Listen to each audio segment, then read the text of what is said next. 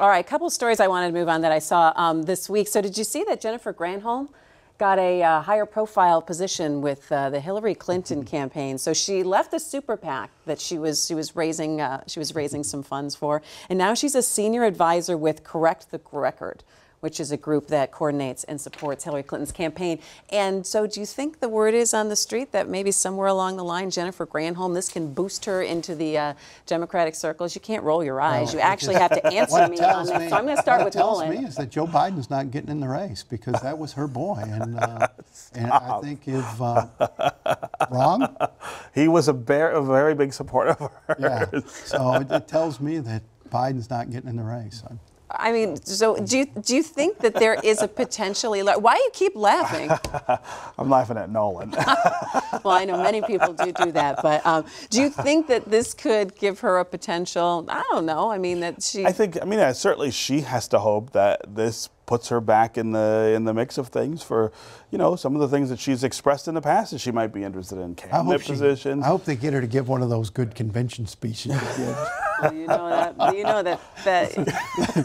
might be happening. That didn't work out the way she thought it would. Well, but she's kind of circling back around. Yeah. Eventually, she could be speaking as a surrogate for Hilary Clinton. So, what does this do for Jennifer Granholm? Do they look back at her and say, "Gosh, a two-term governor of the state of Michigan, she could be a rising star in the Democratic Party"? So you should be able to, and that's part of the sort of tragic narrative underlying this, is that she is a two-term governor of a state that is solidly Democratic, at least in national politics. She should be somebody who would have gone from that to other things. I think the record of those two terms is the thing that has held her back. Of course, as it should. But what they're looking for, what the Clinton campaign is desperate for, is credible voices to defend a candidate who is been sliding off the charts because of these email scandals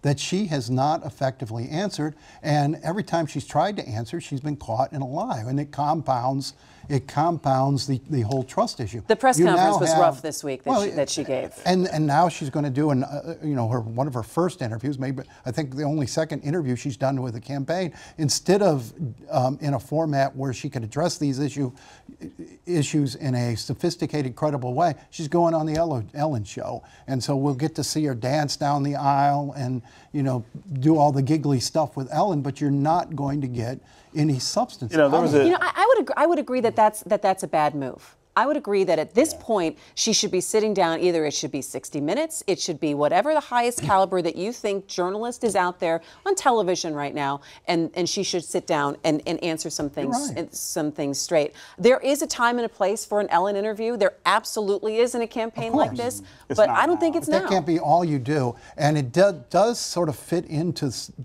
the strategy, this weird strategy they've adopted over the past week to sort of try to laugh this off and make jokes about it and be flip about it, and that seems to be back.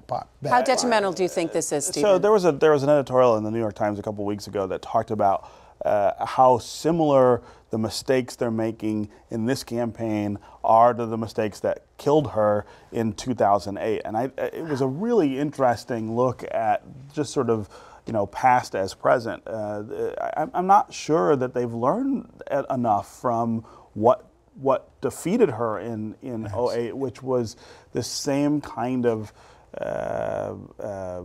inability to sort of define her ethical boundaries. The parsing of words, the sort of fast and loose with facts, and saying one thing one week and then having to revise it the next week and say, no, I didn't really say that. You might have gotten away with that in the 90s. In this internet age where social media is so harsh. Think back to how much in 2008 the entitlement sort of the sense of entitlement that was around her campaign, that she should be the nominee, shouldn't be questioned in that regard.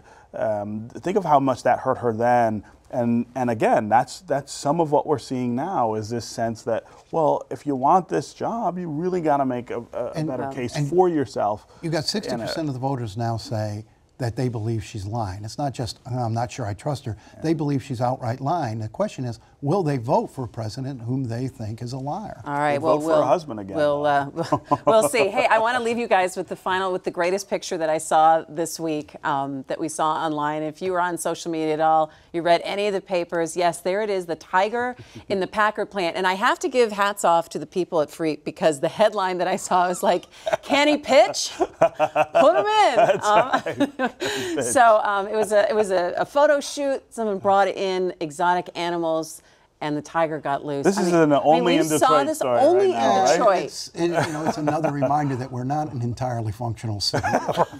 Right? There's still great, and of course, it happened at the lawless Packard stretches where you can do what you want. You can do what you want to do, right? You can take wild animals into a former auto plant. Why that Packard plant is still standing is beyond. Well, they're gonna redo it. owner, Can't wait. Can't wait. He's fixing it up, but hopefully not with tigers. Like the train station. That's right.